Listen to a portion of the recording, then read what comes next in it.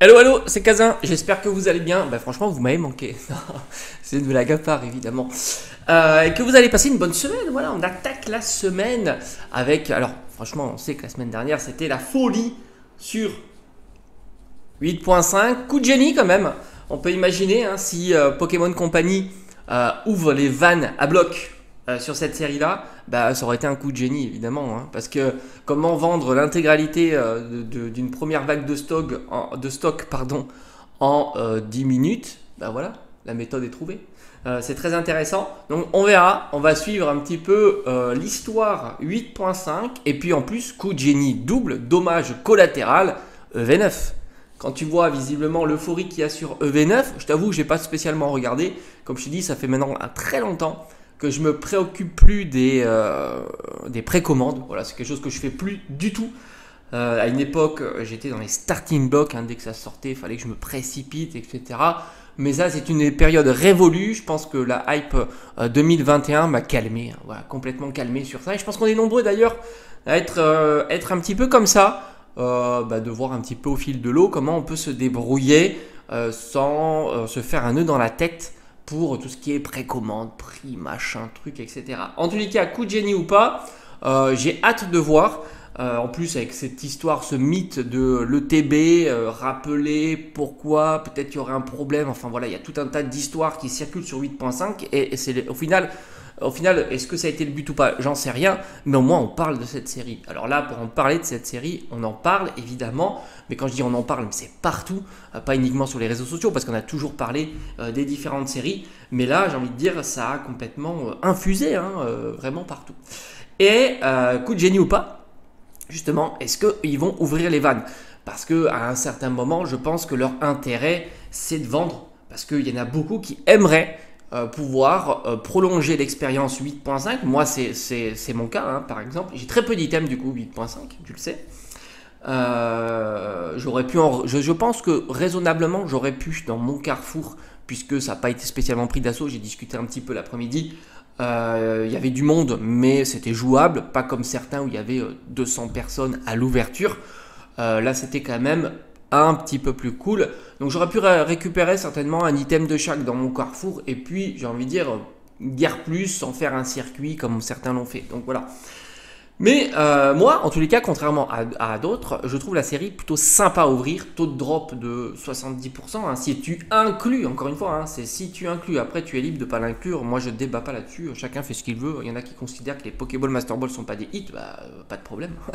J'ai aucun souci avec ça. Je suis pas là que pour convaincre, mais moi personnellement, je changerai pas d'avis, tu vois. Évidemment, je considère que Pokéball Master Ball sont des hits et je les considère bien parce qu'elles me plaisent. Et c'est pas parce qu'elles valent rien. Alors souvent, il y en a qui comparent prix et hit. Bah non, ça veut rien dire. D'ailleurs, tu as des simples X parce qu'elles sont jouées coûtent 5, 10, 15 euros plus cher que certaines full art qui ne sont pas jouées qui valent 2-3 euros. Donc tu vois bien que les hits, c'est pas concordant par rapport au prix de la carte. Parce qu'il y a évidemment tout un panel de prix qui dépend absolument pas de la rareté. Et d'ailleurs, on va en parler un petit peu dans cette vidéo. Donc, en tous les cas, voilà, 8.5, moi je trouve que c'est une série au contraire très sympa à ouvrir, que j'aimerais bien justement prolonger. Parce que Pokéball Master Ball, j'aimerais bien faire un petit classeur. Je ne dis pas que je ferai un full set, encore moins Master Ball, mais un petit set Pokéball, ça serait plutôt très sympa. Et puis j'aime ce format de cadre. Et puis tu as le Graal du God Pack. Voilà, ça c'est vraiment un Graal, faut pas, contrairement à d'autres séries. Alors, est-ce que justement EV9 ça va aller dans le sillage? Visiblement, d'après ce qui se dit, ça a l'air de l'être. En plus, alors coup de génie ou pas, la petite carte promo dans la display. Alors ça c'est dingue, franchement, de ce que j'ai compris, attention, hein, je ne comprends pas toujours bien les choses, mais j'ai l'impression qu'on va se coltiner une petite carte qui serait dans la display. Alors ça c'est top. Visiblement en plus ça serait la AR Reshiram avec N. Dinguerie aussi. Donc là aussi ça va évidemment créer un petit peu de demande, hein, sur cet item. En plus l'ETB je trouve qu'elle est super bien réussie. La carte promo fonctionne bien. Donc là aussi on sait que les ETB c'est démentiel. On l'a dit, hein, ici, hein, l'ETB est en roue libre, on peut le dire. Là, l'ETB, l'item en soi, hein, je ne parle même pas de série d'ETB, hein, l'item en soi est satellisé. Vraiment, on est satellisé. Donc là aussi, est-ce que justement cette série-là, EV9, sera prise d'assaut? C'est pas impossible si la dynamique perdure. Donc est-ce qu'ils vont pas attendre? Ça c'est intéressant de se dire, c'est est-ce qu'ils vont pas attendre patiemment que EV9 soit sorti pour pouvoir nous mettre du 8.5 en quantité substantielle, on va dire. C'est pas impossible hein, parce que ça va cut évidemment. Si demain, imagine, je sais pas moi, dans un mois, tu retrouves des tonnes de tripack et ainsi de suite sur 8.5. Évidemment, le message sera mauvais sur la rareté de EV9. A contrario, si tu continues un petit peu cet environnement, ou en mettant peut-être de temps en temps, mais tu as toujours un petit peu cette idée que il y a un phénomène de rareté. Je pense que EV9, oui, il n'y a pas de souci, ça va être aussi très très demandé. La série est sympa, moi je l'aime bien en plus, visiblement, quid des terras cristallisées, ce qui est pas plus mal pour beaucoup. Après, je me souviens plus trop, mais il me semble qu'il n'y a pas énormément, ce que j'avais souligné de SAR, de AR. On retombe sur des séries avec peu de AR, ça arrive hein, de temps en temps. Tu as des séries où tu es plutôt à 10-12 AR, enfin SAR, pardon, 10-12 SAR. Et des séries qui sont plutôt à 6 SAR. Bon, moi je trouve ça un petit peu dommage, plus il y en a, mieux c'est sur une série. Mais évidemment, le contexte actuel avec les dresseurs dans la série, je trouve que c'est cool. Et puis alors, les boosters sont vraiment très sympas. Et maintenant, pour revenir sur le prix du 8.5, c'est ça qui est assez marrant. On te dit toujours, oui, mais les cartes, étant donné qu'elles sont tellement difficiles à faire tomber, qu'elles vont valoir très très cher. Alors, je ne sais pas si les taux de drop varient d'un pays à un autre, ce que je doute évidemment, mais il suffit de regarder, et pas très loin, hein, nos voisins. Encore une fois, comme j'avais fait sur la disponibilité, alors oui, la série est disponible au prix standard, on va dire, chez nos voisins. On a peut-être des variations de prix sur le scellé, mais qui est très très faible. Mais quand bien même, au prix retail, les taux de drop ne changent pas. Et tu t'aperçois que les SAR, les moins demandés, hein, les hauts garpons, c'est des cartes qui valent 10 balles, 15 balles chez nos voisins, hein, allemands, espagnols, italiens et ainsi de suite. Donc tu t'aperçois bien que malgré la difficulté de faire tomber ces cartes-là, quand il n'y a pas de demande, il n'y a pas de demande. C'est clair, c'est comme ça que ça fonctionne. Tu prends un garde de fer alternatif de 8.5, je l'ai vu à 20, 30 euros et ça ne fait que commencer. Alors tu imagines bien que la décote va continuer, alors que nous on est sur des prix stratosphériques. Donc évidemment c'est toujours la même histoire. Si tu achètes, ça maintient le prix. C'est toujours pareil. Si tu n'achètes pas, le prix il tombe. Alors oui, chez nos voisins, le Noctali est cher. Voilà, il n'y a que le Noctali. Les autres ont tendance à bien se casser la figure. Et on va suivre ça aussi, de voir un petit peu la concordance qu'il peut y avoir entre nos voisins et notre marché. Voilà. Et est-ce que c'est tant le taux de drop et non pas la volonté de mettre des fortunes dans ces cartes-là? Tout simplement. C'est-à-dire qu'une carte, si elle trouve preneur, elle trouve preneur. Voilà, c'est comme ça. Et c'est vrai qu'on voit bien, hein, on met des prix hauts, puis on étalonne. Moi, je le vois, hein, c'est toujours les mêmes annonces, mais elles sont étalonnées à la baisse. Et si ça ne se vend pas, ça diminue. Et si ça diminue, il ne faut pas acheter. Et ainsi de suite. C'est comme ça que ça fonctionne.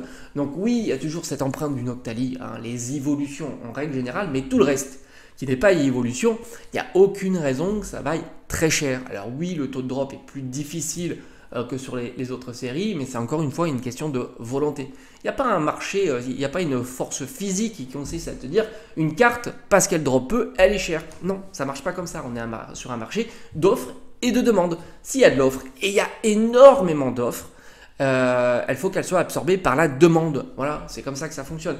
C'est toujours un rapport des deux. Et nos voisins, en tous les cas, c'est comme ça que ça marche. Et c'est très lisible. Voilà, les hauts garpons à 15 balles, c'est logique. Hein. Tu prends le garde de fer qui descend en dessous des 50 euros, c'est logique. Et ainsi de suite. Et même les Malvalam ne sont pas des prix stratosphériques. Donc, on va être prudent sur ces cartes-là. Moi, je suis plutôt convaincu en tous les cas que les prix vont être à la baisse sur quasiment l'intégralité de ces cartes-là. Un peu comme d'ailleurs Evo Céleste, parce que malgré tout, Evo Céleste, même à l'heure actuelle, même avec une difficulté à trouver des boosters pour pas cher, hein, on est sur des boosters à 20-30 euros, même avec un taux de drop catastrophique, surtout que je pense que le taux de drop est encore pire quand même sur Evo Céleste, un Golem Stock, ça coûte 30 balles. Même la VMAX de Duralugon, elle coûte, je crois de mémoire, hein, on était dans les 60-70 euros, et ainsi de suite. Hein, je crois que c'était Duralugon en version V alternatif, on est à 20 balles, et ainsi de suite. Donc il faut toujours avoir en tête, et on est cher. Et on est cher par rapport au marché. D'autant qu'en plus, visiblement, il y a beaucoup de cartes qui sont abîmées. Alors ça, c'est aussi propre chez nous, hein, j'ai l'impression, un petit peu comme V3. Rappelle-toi, V3, hein, c'était catastrophique.